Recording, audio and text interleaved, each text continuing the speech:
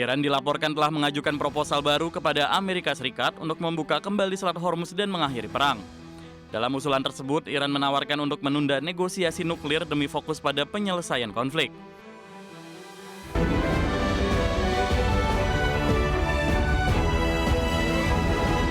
Pemirsa, Iran dikabarkan mengajukan proposal baru kepada Amerika Serikat untuk pengakhiran perang. Namun meski mediator Pakistan telah menyampaikan proposal tersebut kepada Amerika Serikat, hingga kini belum ada kepastian apakah Amerika Serikat akan mempertimbangkannya. Iran dilaporkan telah mengajukan proposal baru kepada Amerika Serikat untuk membuka kembali Selat Hormuz dan mengakhiri perang.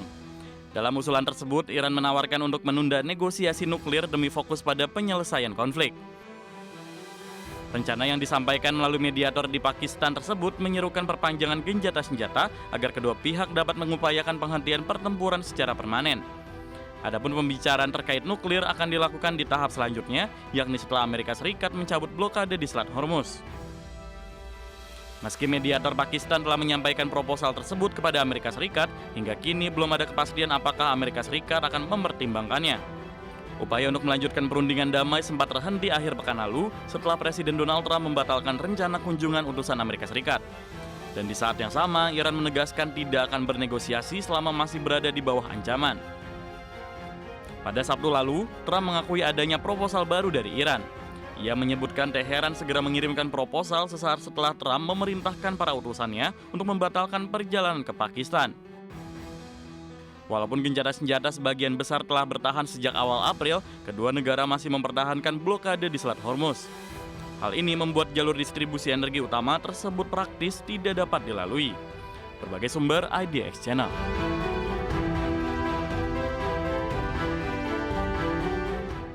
Israel kembali melanggar gencatan senjata dengan menyerang Lebanon dan menewaskan 14 orang pada hari Minggu kemarin. Adapun sejak 2 Maret lalu, serangan Israel yang meluas ke Lebanon telah menewaskan lebih dari 2.500 orang. Setidaknya 14 orang termasuk 2 anak tewas dan 37 lainnya terluka dalam serangkaian serangan udara Israel yang menargetkan beberapa wilayah di Lebanon Selatan pada hari Minggu kemarin. Serangan terbaru ini menandai peningkatan eskalasi sejak gencatan senjata berlaku sejak 17 April lalu. Angka-angka tersebut dilaporkan oleh Kementerian Kesehatan Lebanon dan Kantor Berita Lebanon yang juga mengabarkan tentara Israel melakukan penghancuran yang menargetkan rumah dan infrastruktur antara kota Yaron dan Bin Jebel di selatan. Israel telah membombardir Lebanon dengan serangan udara dan melancarkan serangan darat di selatan sejak serangan lintas batas oleh Hizbullah pada 2 Maret 2026. Kawasan tersebut telah siaga sejak Amerika Serikat dan Israel melancarkan serangan udara terhadap Iran pada 28 Februari. Sejak 2 Maret lalu, serangan Israel yang meluas ke Lebanon telah menewaskan lebih dari 2.500 orang dan menyebabkan lebih dari 1 juta orang mengungsi menurut otoritas Lebanon. Gencatan senjata 10 hari pertama kali diumumkan pada 16 April lalu. Akan tetapi, gencatan senjata tersebut berulang kali dilanggar oleh Israel. Berbagai sumber IDX Channel. Masih lain pemirsa, pemerintah terus mendorong pengembangan desa wisata sebagai motor penggerak ekonomi lokal. Menko Infrastruktur dan Pembangunan Kewilayahan Agus Harimurti Yudhoyono menegaskan kolaborasi dengan pendekatan infrastruktur dan konektivitas baik secara fisik maupun digital mampu menciptakan destinasi pariwisata yang berdampak signifikan pada perekonomian masyarakat setempat. Pemerintah terus mendorong pengembangan desa wisata sebagai motor penggerak ekonomi lokal, termasuk di kawasan transmigrasi.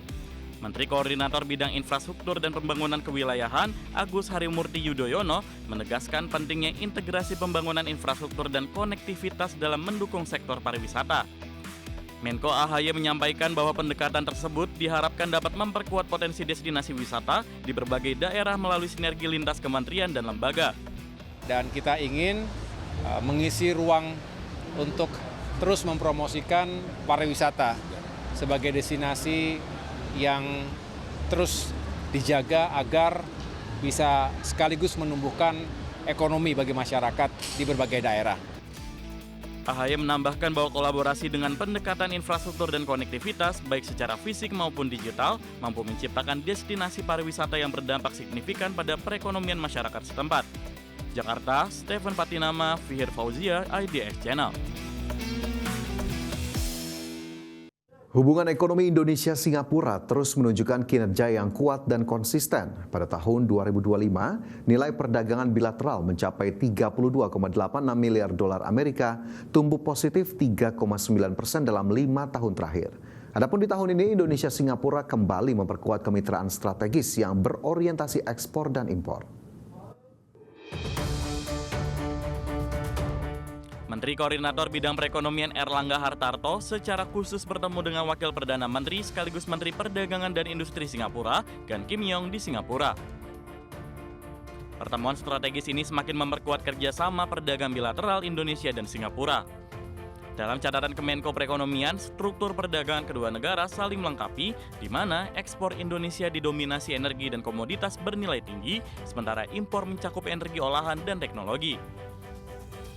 Di sisi lain, Singapura juga menjadi investor terbesar dengan total lebih dari 75 miliar dolar Amerika dalam 5 tahun terakhir yang berkontribusi pada penciptaan sekitar 820 ribu lapangan kerja.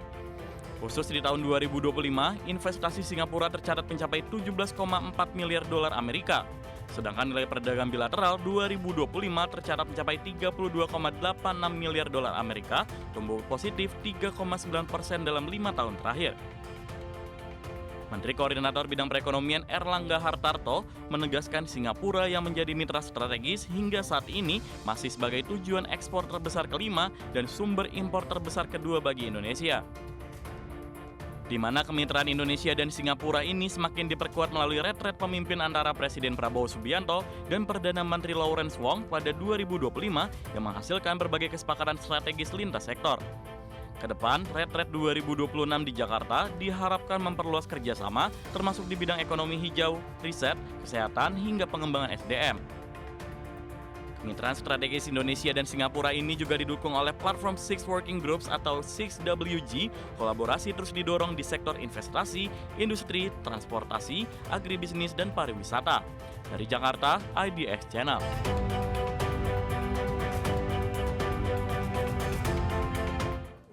Kemitraan Indonesia-Singapura tahun ini juga diperkuat dengan kerjasama strategis Badan Pengelola Investasi Danantara dan Temasek, di mana kemitraan dengan Temasek ini terus berkembang dengan menjajaki peluang di sektor green growth.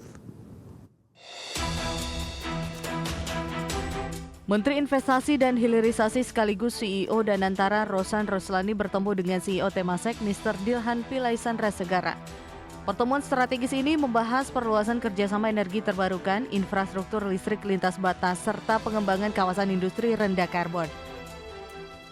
Selain itu, pembahasan juga mencakup update kondisi global dan dinamika geopolitik, serta pertukaran perspektif dan best practices dalam pengelolaan investasi dan transisi energi, di mana portofolio Temasek di Indonesia menjadi fondasi untuk mendorong energi bersih, kawasan industri hijau hingga infrastruktur digital seperti data center yang didukung listrik rendah emisi.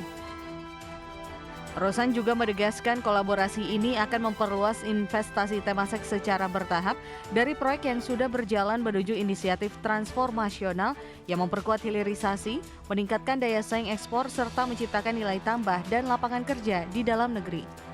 Jakarta, Tim Liputan IDX Channel.